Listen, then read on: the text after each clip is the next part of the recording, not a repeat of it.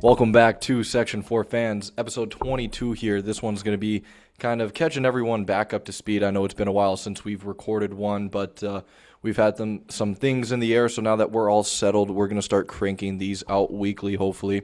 We'll just catch up on the major sports, what's happened, what we've missed, what we got forward, what we got to look forward to, and maybe we got some conspiracies underlying the sports as we know it. Let's get into it. You want to explain to people a little bit different setup behind you? Yeah, so I moved. I got a job, so I moved. So I'm no longer in my setup that I've used for 20 of the episodes. But yeah, Where'd you move to?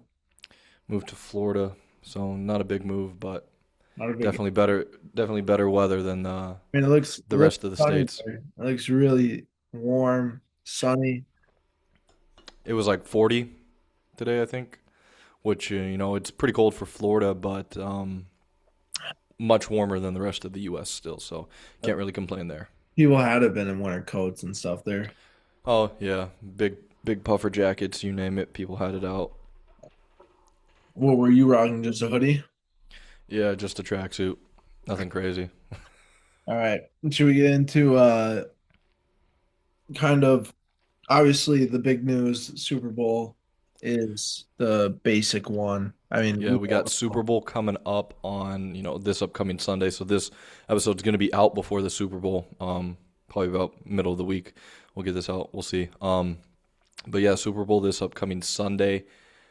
Kind of, I think this is kind of the matchup I kind of thought it would be. Not all season long, but definitely over the past couple weeks, right around playoff time, I kind of imagined it would be a Patriots Seahawks.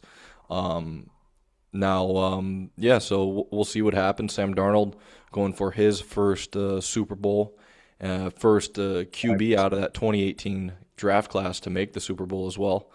So that's an interesting That fact there. 2018 draft class. Josh Allen, Lamar Jackson, Baker Mayfield. I Some don't really want names. Josh Rosen, but I mean, there's some big names in that draft. Uh, and and I think for Sam Darnold to be the first QB in that draft to make it to the Super Bowl is very interesting considering the route his career has gone compared to the other quarterbacks in his class. I know Sam Darnold's kind of been tossed around the league in a very similar way to Baker Mayfield, but yeah, it's good to see him kind of get this comeback and revitalize his career. It's been great to watch. And then we got Drake May, who's MVP favorite. Well, not anymore. I think Stafford's the favorite, but he's in year two, and he's leading his team to the Super Bowl. Patriot Nation is back, unfortunately, but but I feel like it's a different it, Patriot. it's a it's a different. I think Vrabel's done a hell of a job. I think that's what basically anyone in the football industry could tell you is just the job he's done has been incredible. The way he turned around the team. I think they had 2 or 3 wins last year, and now they're one win away from the ultimate prize. Um, It's not. it'll be interesting to see what happens between those two It's not the teams. same Patriots that you grew up hating. Because, Yeah, I'd say a bit more likable. They got a bit more likable guys. Drake May being the big one. I know a lot of people like him. And then on the defensive side of the ball, they got some absolute dogs. Christian Gonzalez is kind of the main star on that end. So it'll be interesting to see, if he's going to be covering JSN most of the game. I would imagine he would, but if I had to take a guess at this Super Bowl, I'd go Seattle Seahawks. I think they're going to win this Super Bowl against the Patriots, and I think Sam Darnold's going to get his first um, Super Bowl ring, and I'm gonna go Super Bowl MVP for Sam Darnold as well. That's gonna be my takes for the game. I think, I think, I think Seahawks win by a touchdown. Last second, they throw it in or they run it in instead of throwing it. I think they win by a touchdown. What else did you say? Super Bowl MVP. Super Bowl MVP, yeah. I Um, think well, if you're going Seattle, there's probably only I'd say like four realistic choices. I think Kenneth Walker was is Okay, a you big think he's gonna have a big game? just He's kind of broken out so far now that Charbonnet was out for the year. I think that was 2 rounds ago in the playoffs. He got injured, unfortunately. like he But got us. Kenneth Walker's been an absolute beast as of late. I know he had a like 2 touchdown, 3 touchdown game. He's been a Um, beast all year. It's just now he's getting the touches I think he should have. yeah. Um, so yeah, it'll be good. We'll see. Maybe Cooper Cup gets his second ring as well, and um, I mean JSN's been an absolute dog all year. I'm almost certain he's a lock for Offensive Player of the Year, in my opinion. That's who I would do for that. Do you want to bump through those awards real quick, or Yeah, you want to list off the awards if you have it up? yeah? Well, I just got him in my head. So Offensive Player of the Year, I'm gonna go with JSN. You could What are the your Offensive Player of the Year. options? Yeah, let me get you the options. Don't they have guys that are up for it? Yeah, I mean I would assume JSN's on here. NFL award odds. All right, MVP odds. Stafford's the favorite. They don't take Super Bowl into it, no. Yeah, I'm still gonna go Stafford. Just the season he had, I think he had 42 plus touchdowns. That's That just an absolute insane number. I agree. Offensive Player of the Year odds. Yeah, JSN. That's gonna Jason be will my lock. probably win it. I'm just looking at the odds for it right now, Yep, but I think Puka Nacua has a good argument of being the Offensive Player of the Year. I get that his injury kind of killed it, yep. but also Bijan had a great year as well. Yeah. I mean, he had a great year. Looking at the guys up for the award right now, I think CMC stands out. I know he's on this list 3 times for, I believe, Comeback. um, Offensive Player of the Year, Comeback Player of the Year, and I think he was on for something else, but they might have taken him down. Oh no, he's up for where the hell is it? Never know. I don't know. But I saw the thing saying that he was up for like 3 kind of awards, but I mean he had a hell of a season for the Niners with all their injuries and whatnot. He was taking, basically all of the workload. But I think the other guys just had too much of a better season in comparison. Miles Garrett's a lock pretty much for Defensive Player of the Year. Yeah, I mean that's a given. Um, yeah, There's there's really no one else you could even pick from. I know the odds got like Parsons sitting at like second right now but if it wasn't Garrett, I'd probably say it'd be like Daniil Hunter. I think he yeah, had a I think he had a very good year as well. The Texans defense was incredible all year long, but I think with Garrett getting the sack record and everything, there's literally no one else it could be. yeah. Comeback player of the year. This one's going to be CMC, no doubt. The other guys up for it are Lawrence, Dak, Aiden Hutchinson, Rivers, and Stephon Diggs. Um, I think just CMC being injured last year and then coming out this year with all the 49ers injuries, he was not injured all year and just took that workload. So definitely a hell of a bounce back year for him. I agree. No, I completely agree. Aiden Hutchinson also has had a good comeback from his leg injury. Um, Yeah, no doubt. I mean that's always a nasty injury to get, but um, it it's always going to be offensive player minded. For awards. Yeah, it's comeback player of the year, so it's not as offensive dominant as MVP. Um, but I think it is just going to be favored to offensive players year after year. I think kind of the last one is coach of the year, Ben or Johnson. yeah, we got the rookies, but we'll do coach of the year first. I feel like Um, the rookies of the year is just a toss up. I don't think there's a clear favorite, really. no, there's not. I think for coach of the year, though, I think I'd have to go with Vrabel. Um, I'd go Ben Johnson. Ben Johnson is a shout too. Another one that I really did like was Liam Cohen and what he did in Jacksonville this year. Really good. But I just think Vrabel, being a former Patriot, he got fired from Tennessee, and they probably really should have not even fired him. Let's be I mean, real. He should have still so been at Tennessee. it's one of those times where it's like he's a really good coach. First year takes a team with 2, 3 wins previous year to the Super Bowl. Yeah. Now it was done before that, but they were 2 seed going Rewind into the playoffs. rewind back So to the Vrabel at Tennessee. They got rid of him because it was just at that time it just yeah, wasn't working. He's a great coach. They knew he was a great coach. They knew they were gonna be losing out on something, but they were in a rebuild mode. and they suffered. They suffered hard. I think they're going to be good next year, though. I'll tell you that. I think the Titans are going to be very competitive in the AFC South with The AFC Robert South, Saleh as head coach, and then they bring in Brian Daboll up for offensive coordinator, and then they got number one pick Cam Ward. So that's going to be, they obviously need a whole bunch of pieces around him, but I think AFC they got South, a good crew to work with. AFC South is just a dogfight. Oh yeah. Okay, yeah. Rookie of the year, I think, is going to be Territory McMillan. Yeah, McMillan. The other one would be like I saw some Yeah.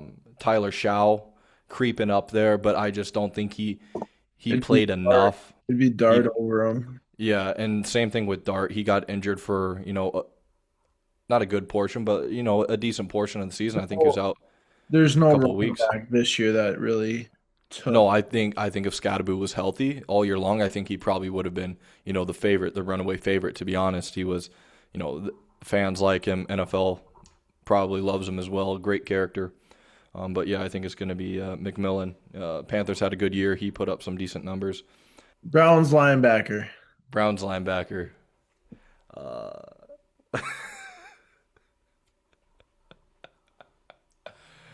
Uh, but he was really the only I know who you're defensive talking rookie. about, and Yeah, I I have did. no idea how to say his last name. It's one of those, he's probably German descent or something like that. But yeah, I think he's the runaway favorite. I don't think there was really anyone else defensively that would kind of even be close. I mean, It was Abdul Carter at the start of the year, but Abdul Carter, like what even happened to him? I heard some horrible things that were probably false. they were definitely Um, false. But I think but Abdul Carter was just kind of a. I mean, you have Burns on that defense. You have a lot of guys on that defense, and I don't know. It almost seems like Abdul Carter is kind of like undersized a little bit for his position. yeah, I think that's going to be just Big sidebarring real quick with Miami's edge rusher Ruben Bain. People are saying he's undersized because his arms are shorter and whatnot. But it'll be interesting to see how piece. that. Yeah, I mean he killed everyone in college, so it'll be interesting to see how his game translates to the NFL. And with Dante Moore obviously being back at Oregon. It's going to be interesting to see how the rest of the draft shakes up, to be honest. I mean, I think we all expect Mendoza to go number one. Um, you know, to me, I don't, if I'm the Raiders, I wouldn't, I think they just need a lot more help. But, if they think they're a quarterback away from competing in the AFC West, then, I mean, that's what they think, but I mean, that's definitely not the case. why wouldn't you take Mendoza at number one? Trade down and you can get guys on defense, get guys on your offensive line because the offensive line was Oh, you horrible. could get a franchise quarterback right then and there. If I don't think True, he's a true, first but the quarterback, thing with quarterbacks, we've seen quarterbacks, some don't pan out. I think Mendoza will pan out. Um, but not immediately. I think it's just going to take some time, a couple years for sure. The Raiders are just a dumpster fire. But yeah, I mean, I think they're going to have to take Mendoza, and then the rest of the draft after that, I think is going to be very probably defensive heavy. Um, Yeah, I think there's a couple good guys on defense. I think that's going to be a majority of the picks. I think we'll see some offensive picks creeping in kind of outside the top 10 or late in the top 10. I know probably Jeremiah Love is probably the more sought after guy, and I believe the ASU receiver, Jordan Tyson, I think his name is. I think those are kind of like the two top offensive weapons besides Mendoza in the draft. But it'll be interesting to see where everyone else lands. Um, but yeah, I think that's kind of everything in that football world. Hopefully the Super Bowl is good. But what else has been shaken up around the league? I know football's basically done, so I've been shifting more of my eyes onto NBA. Not sure what you've been following, if it's more hockey or whatnot. I'd say more like just soccer/football in general, just overall there. A little bit more hockey, paying attention to the Wild quite a bit. Um, then F1 starting up in next month, and I'm hyped for that with all the new regulations. Cadillac, Audi, Mercedes look fast. New teams. Mercedes looks like they have a rocket ship. Ferrari looks decent. Um, but NBA, I mean, I've heard all I've heard is the Giannis talk and the Charlotte Hornets. That's all I've. Yeah, I mean, we could touch on those two things here. Giannis, I think it's going to be tough to trade him. Salary cap is going to be the main problem, trying to match the contracts. Obviously, everyone knows kind of the teams that are in the conversation. Um, The odds keep talking. but yeah, it'll be interesting to see. All she. It'll be interesting to see exactly what happens. I think he may just stay in Milwaukee, to be honest. But I think they need to move him if they want, somewhat of a future. I think they kind of just got to blow it up. They've shot themselves in the foot. They don't have any draft picks. They don't have any young stars really.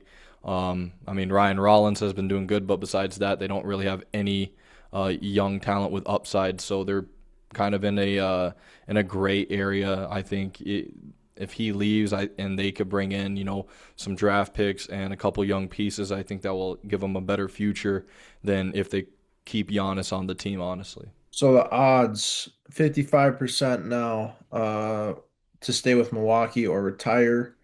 15% Golden State, which they were up to, I think 20, they were up to like 24% of him going there. Chicago 15%, Miami 8%, New York 5%, Minnesota 3%, Portland 3%, Philly, Cleveland both had 2%, and then everyone else is pretty much out of the race. yeah, it'll be interesting to see kind of where he lands. I think, if he goes to Golden State, that's going to be a nasty combo with him and Steph. I think if he goes to Minnesota, that's going to be an absolute nightmare for teams.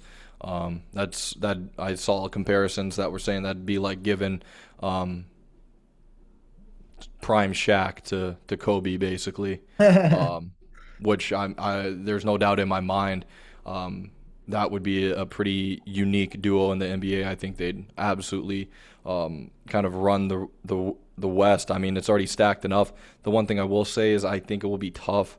I think, if you're Adam Silver, I don't think you want all the stars in the West. I don't know how much power he has over those decisions, but having basically all of your MVP front runners coming out of the West is, Yeah, probably not ideal for the East. You kind of want to keep it.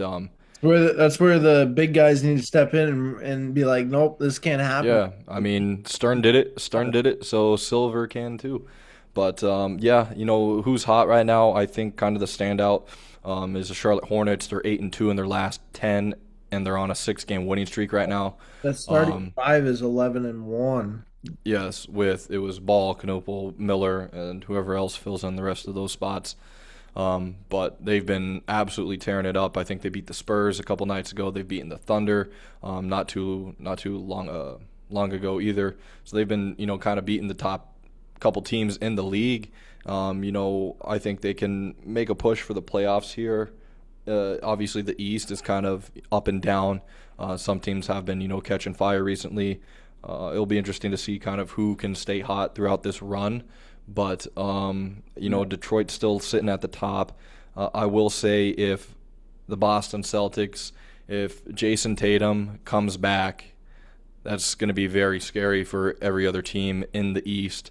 Um, Obviously, you don't want to rush coming back from an injury like that. But if he's at the point where he can return, I think the Celtics would then become finals favorites. I think the Pistons could kind of beat them up a bit. I think they bring a little bit of that bad boy Piston mentality back into the league with those guys. But the Pistons are a young, good crew, so we'll see if they can make a deep playoff push this year. Out in the West, I think for me it's the Timberwolves. I mean I mean, that second place to seventh place is tight. the West is incredibly tight right now. I mean I think the Suns have surprised a lot of people. I don't think the Suns. I don't think many people thought the Suns were going to be No, the Mavericks. as good as what they've been. They're 30-19 right now, so that's fairly good for a team that traded away their perennial superstar. Obviously, they still got Booker, but I think Dylan Brooks has been a huge piece for them. As much as it pains me to say that, but I think my Dylan Brooks hatred has gone out and Lou Dort has replaced. I think he is probably every NBA fan's most hated player is Lou Dort for sure. I mean, he doesn't even play basketball. It feels like he's just throwing elbows and whatnot. So it was good to see Ant get a lick back on him the other night. The Mavericks. I mean, they had the first overall pick. You have Anthony Davis. Is he hurt? Probably. Yeah, no, he's out for a while. Kyrie's also been out, but he's recovering, so maybe he'll come back late in the season. But who knows with that? I think the good thing coming out of the Mavericks is Cooper Flag. He's just been About 40. he struggled a bit. He struggled a bit, but they were playing him out of position. To be honest, I think now that he's settled into his role with the Mavericks and he's been able to take over. We saw that the other night in his battle between him and his former teammate Con Knoepel. That was an absolute masterclass of a game. Hornets won that one, but 49 points from Flag. That's a must-watch TV there. One thing that stands out to me here is the LA Clippers. Yeah, they made that fan eat their tweet. I don't know if you saw that, but the guy tweeted saying if the Clippers go on, it was like some run. Yeah, they're 8-2 in their last 10. Yeah, they've their stars have gotten healthy. They've been able to climb back into the standings, get the win column stacking up. I mean, obviously, when you have Harden and a healthy Kawhi, that's going to be a very hard team to compete with, and I think we've seen that as of late. Their away record is what kills them, 9-16 away. But they're 13-9 at home, not impressive either. But 8-2 in their last 10 games. Hopefully, maybe they're turning over a new page in the season. Yeah, I think they'll be able to either keep that play-in spot, but I honestly wouldn't be surprised if they could lock up. Maybe they could get up all the way to a 6 seed. Obviously they have some tough teams ahead of them, but I think if they could keep catching on fire like this the rest of the season, it'll be good. It'll be interesting to see with All-Star break coming up. Trade deadline is this week, so obviously there hasn't been a ton of movement as a trade deadline has Think approached. So it'll be there will interesting to be see. a big trade happening that isn't Giannis. Um, yeah, it'll be. I'm not sure who could be a big piece that gets traded, but I'm hoping I see a little bit more movement. There's really only been like 3 or 4 trades. I think there Um, will be some this week. I mean, looking at oh the yeah, trade deadline day is going to be um, probably down to the wire. We're going to see, we saw that last year, and it got pretty dicey towards the end there. But I'm just hoping we see some shake up around the league, keep it interesting, especially if you're a fan of a team in the East.